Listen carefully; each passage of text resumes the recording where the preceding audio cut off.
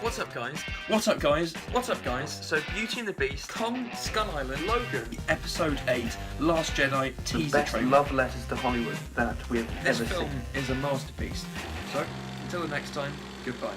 Ready Player One is directed by Steven Spielberg, and it's a film that I was really anticipating. It's Steven Spielberg, and the trailers look really cool, the visuals look great. It's based on a book, and it basically tells the story of this creator of this huge virtual reality video game world called the OASIS, James Halliday. He dies, and he says that he's left 3 clues in his world, and these 3 keys, when this one person gets them, will lead the player to an Easter egg, and the player who gets the Easter egg first takes control of his entire empire.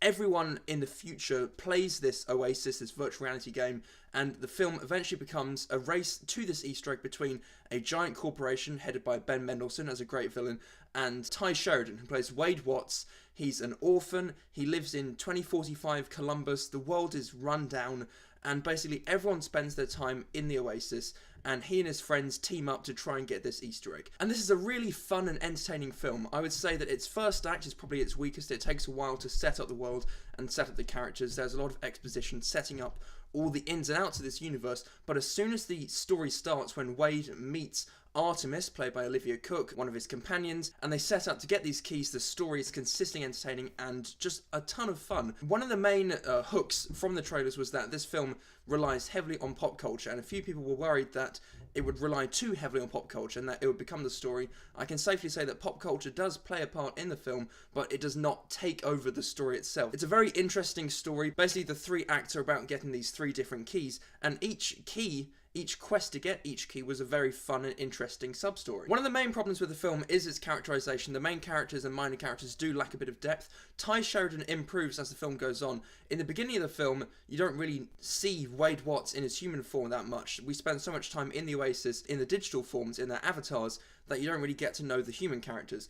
But luckily, Ty Sheridan and specifically Olivia Cooke, they're consistently likeable and funny and charming, so they were always fun to watch in the film. Now I have to talk about the visuals. The Oasis looks gorgeous. It is the best looking film of the year so far. It will probably be the best visually looking film, and Steven Spielberg knows how to use visuals, and he knows how to block action scenes. The action scenes are a ton of fun. There are some chase scenes, a giant climactic battle at the end, some hand-to-hand combat scenes. He knows how to do all of these different action scenes, and again, Spielberg proves that he can do it. It's one of his most consistently entertaining films in a long while. It's a nice return to sort of sci-fi for him. And again, I can't say enough, Ready Player One is a consistently entertaining and fun film. Ben Mendelsohn is obviously having a very fun time as this villain, Nolan Sorrento. He's the head of IOI, this corporation who wants to take over the Oasis for their own economic control, and that's one of the key themes about the film. James Halliday, the creator, he wanted people to play his game for the right reasons, and basically this giant corporation is going after the game for the wrong reasons, and the young kids are playing video games for the right reasons, just to have fun.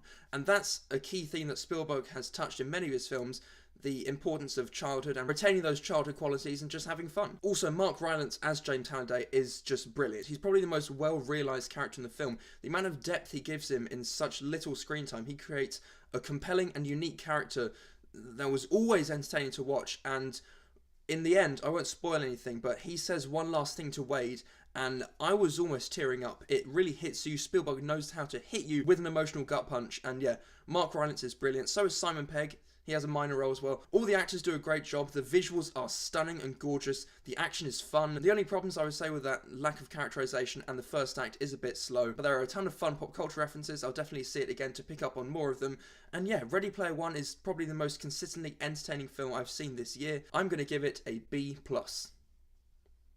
It's a ton of fun. Spielberg proves again that he knows how to do action, sci-fi, combine all of these things into one great package. So, those are my thoughts on Ready Player One. If you guys have seen it, what do you think? Like, comment, subscribe, whatever you want to do, and until the next time, goodbye.